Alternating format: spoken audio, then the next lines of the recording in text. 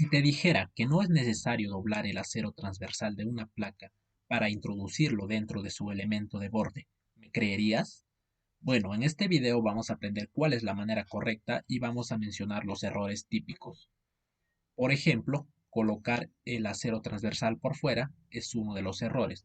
Ahora, tengo aquí una imagen que está plasmada dentro de la normativa E060, la normativa de concreto armado de Perú.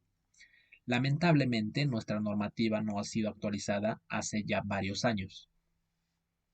Esta imagen en particular está mal. ¿Por qué está mal? Porque el acero del alma del muro no ingresa dentro del núcleo confinado del elemento de borde.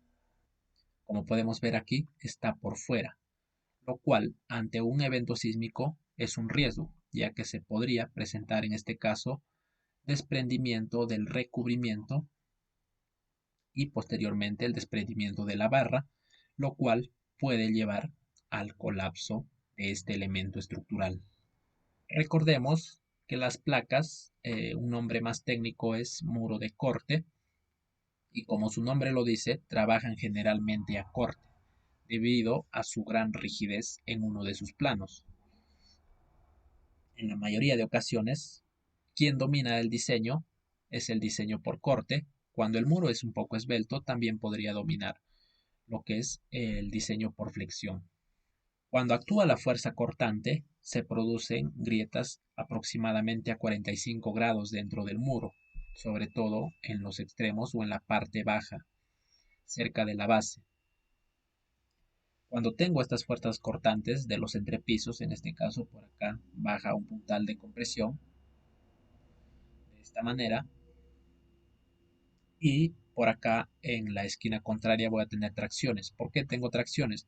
Porque este muro, este punto se va a desplazar a esta zona. Y entonces cuando se desplaza de acá hacia acá, se produce un alargamiento respecto a este punto. Por lo tanto, se generan tracciones en esta otra dirección.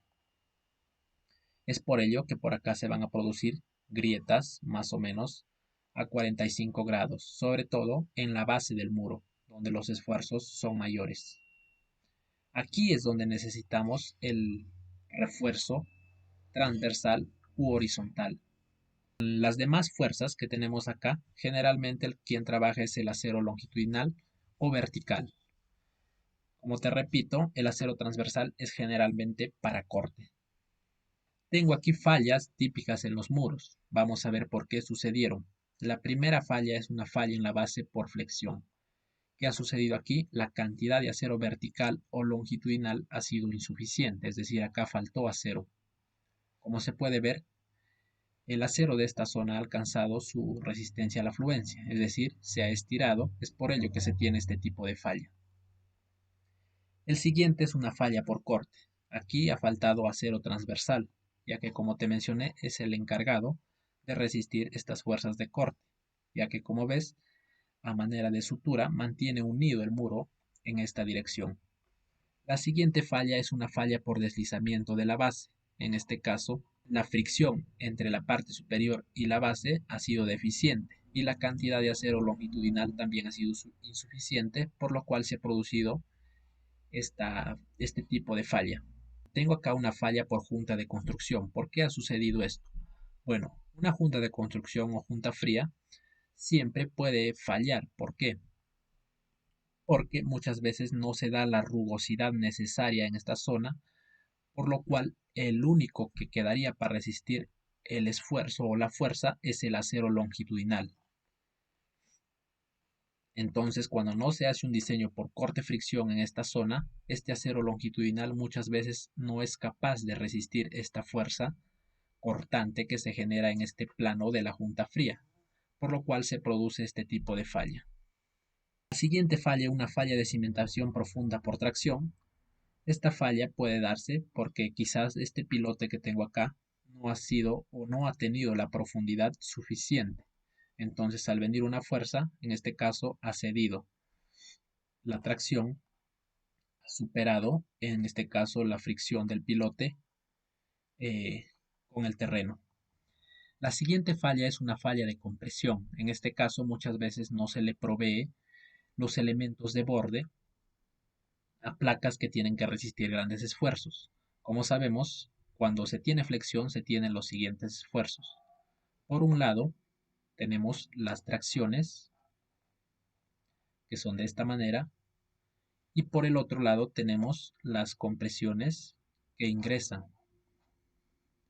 Como puedes ver, en los extremos, en los bordes, las fuerzas son muy altas. Es por ello que a veces aquí se necesita de los elementos de borde. En este caso, los elementos de borde, al tener estribos, poseen una mayor capacidad de deformación y por ende una mayor resistencia a la compresión. Además, el acero longitudinal que se tiene aporta bastante también a la tracción que se genera en el extremo opuesto. Luego tenemos una falla por pandeo, en este caso el muro es muy esbelto respecto a su altura, es por ello que se produce este tipo de falla. ¿Por qué al inicio te indicaba que no era necesario doblar el acero longitudinal? Porque puedes hacer este tipo de armado. Este tipo de armado está dentro del código americano, en este caso el ACI 318, y puedes ver lo que está de esta manera.